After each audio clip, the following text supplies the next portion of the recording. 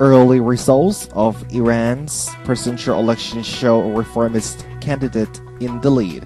Rollout counting for Friday's vote is now underway. About 10% of the vote has been counted. Iran's interior minister said nearly 3 valid votes had been counted by 8 a.m. on Saturday.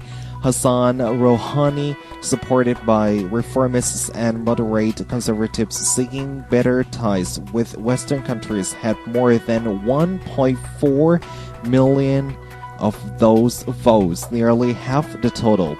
He is followed by the hardline conservative Mohammad Ghalibaf, who garnered over 400,000 votes. The country's top nuclear negotiator, Saeed Jalili, is third with over 300,000 votes. Iran's state-run media report over turnout of 70%. 6 candidates are vying for the presidency. If no candidate wins a majority, the top 2 will face a runoff vote in 1 week.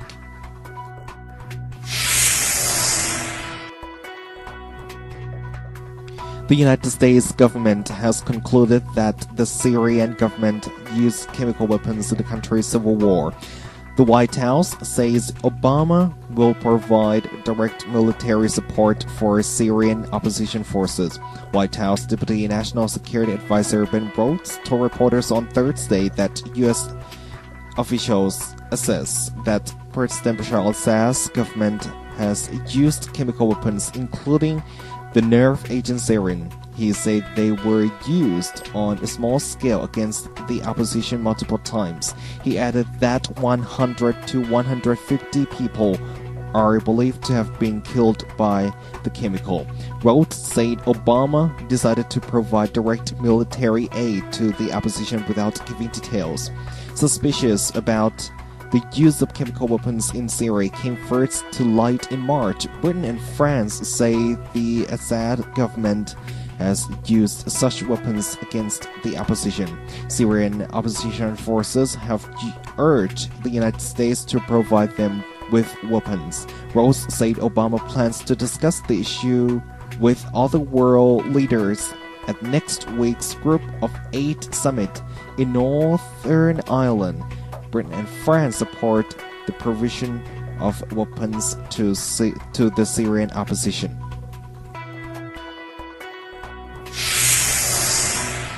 Turkish police officers have stormed Taksim Square in central Istanbul and clashed with anti-government protesters who had been occupying the site since late last month. Police on Tuesday morning removed barricades set up by the demonstrators and fired tear gas and water cannons to dispel the crowds. The protesters fought back by throwing rocks and bottles. At least one police vehicle was set on fire. Police say they will not go into a nearby park where demonstrators have set up tents. They appear to tolerate non-violent protests. In a speech to Parliament on Tuesday, Prime Minister Recep Tayyip Erdogan called on the protesters to stop the demonstrations. He said he would listen to democratic demands, but would not allow the violence to continue. The nationwide movement began with a protest against a government plan to redevelop central Istanbul. The Turkish government is worried that the demonstrations will hurt Istanbul's bid to host the 2020 Summer Olympics and have a negative impact on the country's economy.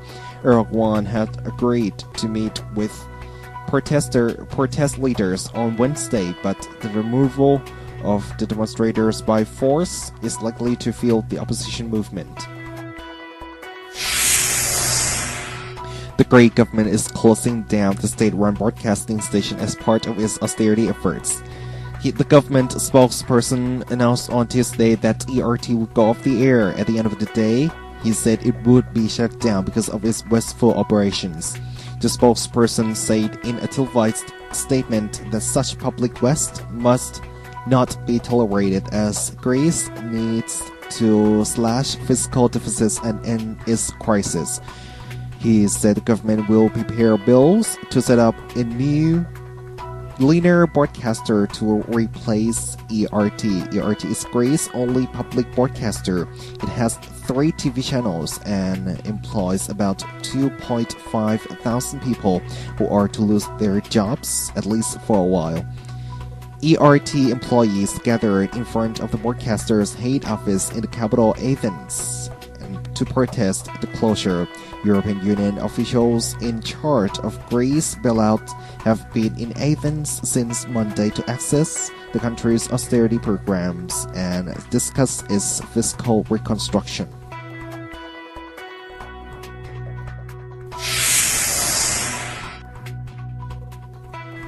A suicide bomber struck outside the Afghan Supreme Court in Kabul on Tuesday, killing at least 15 people.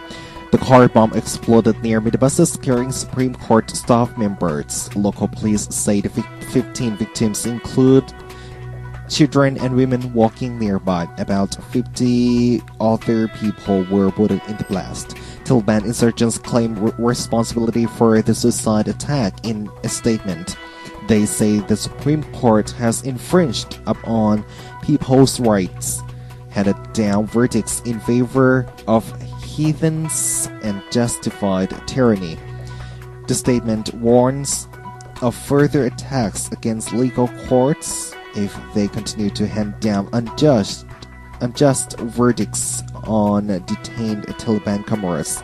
Taliban fighters launched an assault on Kabul's airport on Monday. They also attacked the office of the International Organization for Immigration last month. The Afghan government has tightened security in Kabul as further attacks are expected.